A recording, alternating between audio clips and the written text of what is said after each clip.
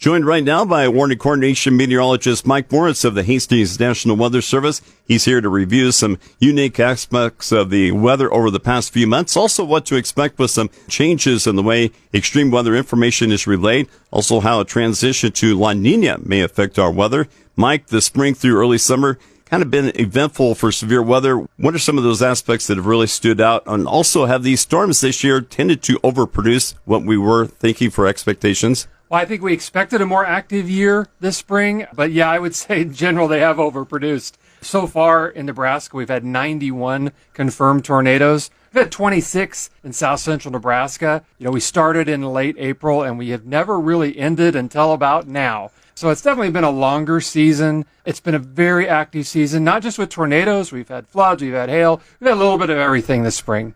Along with some of that severe weather, we've seen some locations with some heavy rain amounts. Talk about some of those heavier rain amounts and where some of those amounts occurred, and also how it affects the overall rain totals.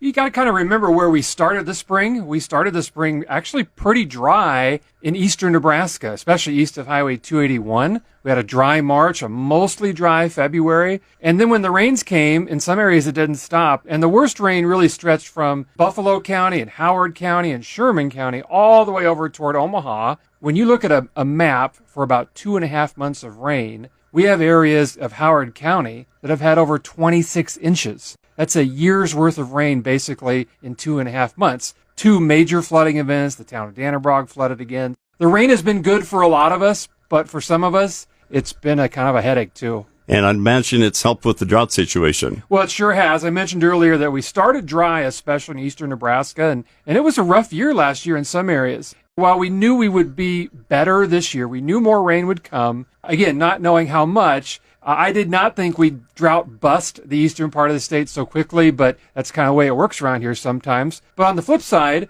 now the west is starting to turn dry, and there are concerns in southwest Nebraska, south of North Platte, toward McCook, and the western panhandle near Scotts Bluff, where we've actually had some wildfires out there already. It's one area of the state or the other that gets something all the time. We're talking right now with Warning Coordination Meteorologist Mike Moritz, discussing some of the current hot weather topics.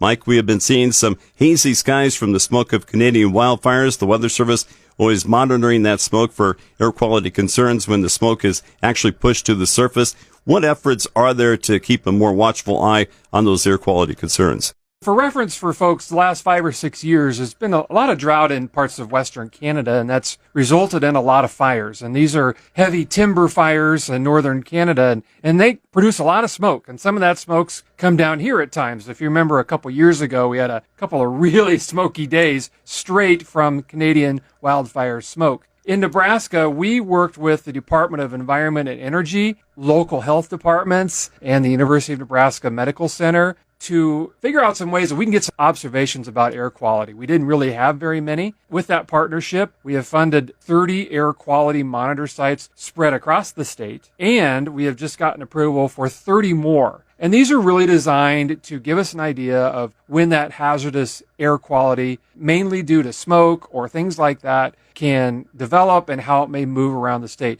We have great models, but you really need an observation to really have a good idea of what's going on the ground. That in turn then turns into air quality alerts and things like that. Hopefully, with this additional smoke, people are more aware and ready to react as needed.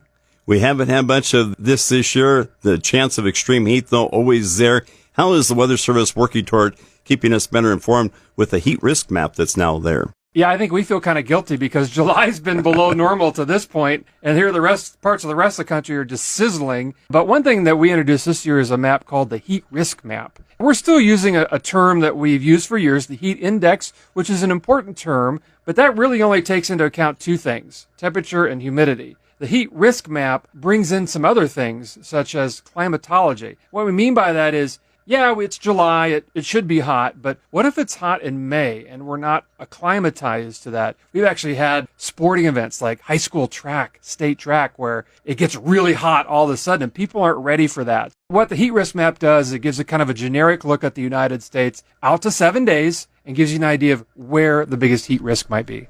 On the other side of the spectrum, we've got extreme cold always during the winter months. We always get plenty of that. Changes on the way when it comes to alerting us about that extreme cold. When is that change, and what changes will we notice? For the past several years, the National Weather Service has tried to simplify some of our information that we have out there. Most people are very familiar with the wind chill. We know what it's like. The wind chill isn't going away, but we are rebranding it a little bit. We're going to be calling it extreme cold. So instead of a wind chill warning or a wind chill advisory, it will be an extreme cold advisory or an extreme cold warning. The basic idea is that whether it's windy or not, it's extremely cold. When you get down to 30 below, yes, the wind makes it worse, but if it's 30 below, that's still a temperature with or without wind is going to cause you problems. This is nationwide, so it's not just local. It'll be uniform across the country. It's also been tested in parts of the upper Midwest where it's naturally cold, like the Dakotas, and the results are pretty good. So look for that change this fall. Heading into fall and winter, the weather pattern transitioning from El Nino to La Nina. What is different about those weather patterns, and how could La Nina be driving our weather? Speaking of change, we are moving change from La Nina to El Nino, like you said, and we've actually had La Nina for the past 3 years, and that has resulted in a generally drier pattern. That's why we anticipated it would be wetter this spring, because we knew we were moving to El Nino. Now we're in El Nino, and we're going to transition back to La Nina. So pretty rapid change over the course of a year. Here's the way I break it down. La Nina doesn't guarantee you'll be dry, but it pretty much takes out the wet. If you're thinking to the fall and the early winter, you should be thinking, I'm probably going to be a little bit drier. I'm not going to be as wet as I have been. I'm probably going to be similar to maybe the previous couple years where you have a dry, warm fall and kind of a late arriving winter potentially. Also with La Nina, as we get into the fall and winter, we tend to see pretty wild swings with temperatures. Okay, that's kind of normal. I get it. But we get a lot of frequent fronts from the north, and they bring in a lot of wind and things like that. It has been wet recently. I anticipate September, October, November to be on the dry and mild side. Well, thanks for stopping by here at KRVN. Oh, I love it. Thanks, Paul. That's Warning Coordination Meteorologist Mike Moritz of the Hastings National Weather Service, talking about some recent unique weather and how the Weather Service is always trying to keep us better informed. For the latest from the National Weather Service at your exact location, you could type in your location at weather.gov. That's weather.gov. I'm Paul Perkins on the Rural Radio Network.